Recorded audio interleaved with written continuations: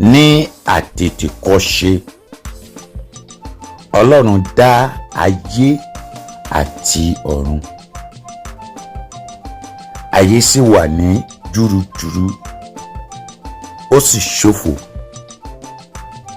Ẹ̀mí Ọlọ́run sì ń rá bàbà lórí omi.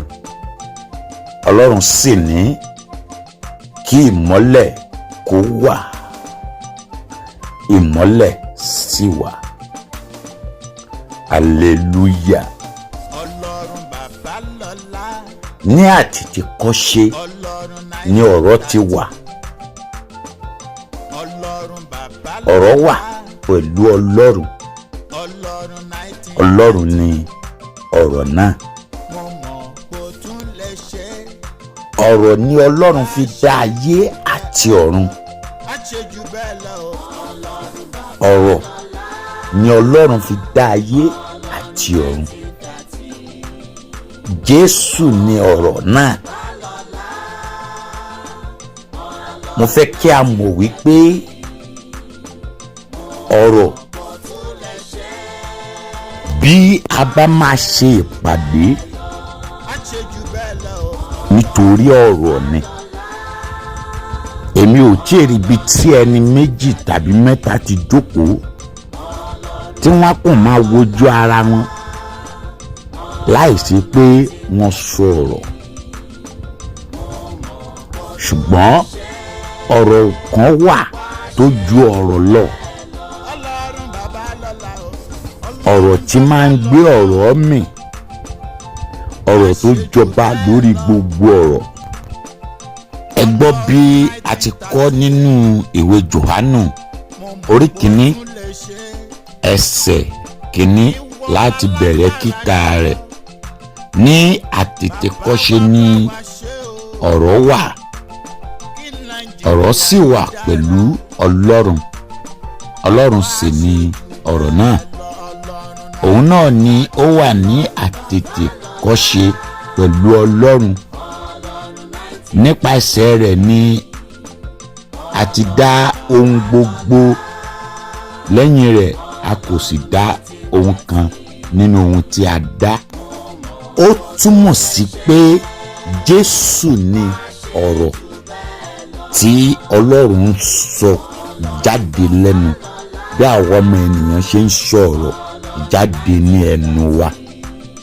Torí ọ̀rọ̀ náà ló fi dá ayé àti ọ̀run ní àtètèkọ́ṣe.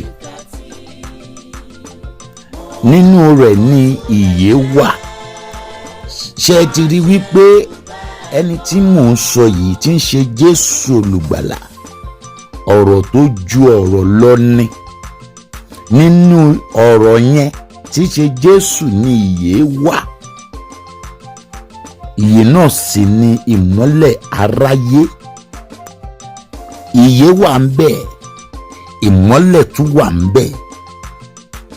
Torí náà kò sí bí ènìyàn ṣe fẹ́ ní Jésù nínú ayé rẹ̀ tí kò ní tàn mọ́lẹ̀, tí kò sì ní ìyè, tí kò sì ní ìyè.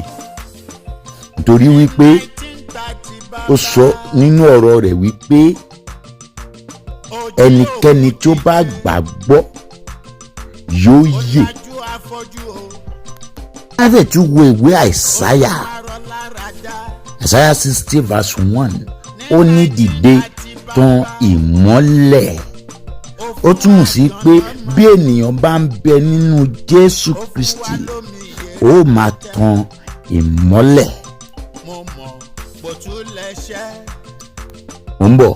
Lásìkò tí wá. Jésù gangan ni ìmọ́lẹ̀, òun sì tún ní ọ̀rọ̀. Ọ̀rọ̀ tí à ń rán bọ̀.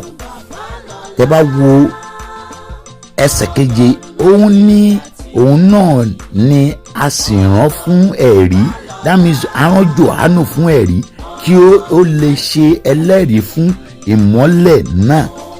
Tó bá ń bẹ nínú Kristi, ó tan ìmọ́lẹ̀ dandan ni. Kí gbogbo ènìyàn kí ó lè gbà á gbọ́ nípasẹ̀ rẹ̀. Ọ̀rọ̀ tó ju ọ̀rọ̀ lọ, ọ̀rọ̀ tí ń gbé ọ̀rọ̀ mì, òun ni Jésù olùgbàlà. torí náà o ní láti gbà á gbọ́ kó bá lè máa pe orúkọ yẹn pẹ̀lú ọ̀rọ̀ rẹ̀. nígbà yìí ni wàá tó lè borí gbogbo ogun, torí kò sí ni ọ̀rọ̀ a máa tẹ̀lé àṣẹ jáde. nínú àṣẹ, nínú ọ̀rọ̀ ni àṣẹ ti jáde. nínú ọ̀rọ̀ ni àṣẹ ti jáde.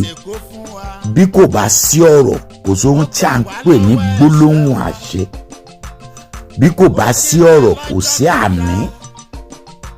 ọ̀rọ̀ ni Jésù. torí náà láì mókò lọ lé olóró, láì fi ọ̀pá kọ̀lọ̀kọ̀lọ̀ péjò, láì sọ̀rọ̀ yìí, ọ̀rọ̀ tí ń ṣe Jésù Kristi olùgbàlà, òun náà tún ni ìmọ́lẹ̀ aráyé. òun ló tó bẹ́ẹ̀ láti kú fún ẹ̀ṣẹ̀ èmi àti rẹ kí a bá lè tan ìmọ́lẹ̀. mo kí wa ní ọ̀pọ̀lọpọ̀ bí ẹ ti ń tẹ́tí gbọ́ mi ní àti àárọ̀ wípé a kú oríire fún ọ̀rọ̀ tí ó jáde lónìí tí ń ṣe Jésù olùgbàlà. orúkọ mi ni ajínrere James Adéníyì tí gbogbo ènìyàn mọ̀ sí kíni kí n ṣe Ọlọ́run 1930 lábẹ́ iṣẹ́ ìránṣẹ́ Easy Yoke Gospel Ministry Ọlọ́run 1930 movement aka Salvation is free. mo gbàdúrà nínú ìdààmú ayé tí o wà yẹn, ọ̀rọ̀ tú ọ sílẹ̀ ní orúkọ Jésù. nínú wàhálà ayé tí o wà yẹn, ọ̀rọ̀ tú ọ sílẹ̀ ní orúkọ Jésù. ó ti rí bẹ́ẹ̀, àṣẹ ọ̀run gùn, Jésù Olúwa wa. àmín. wá ṣe fún wa kẹ́nu wa lè gbọ́ pé.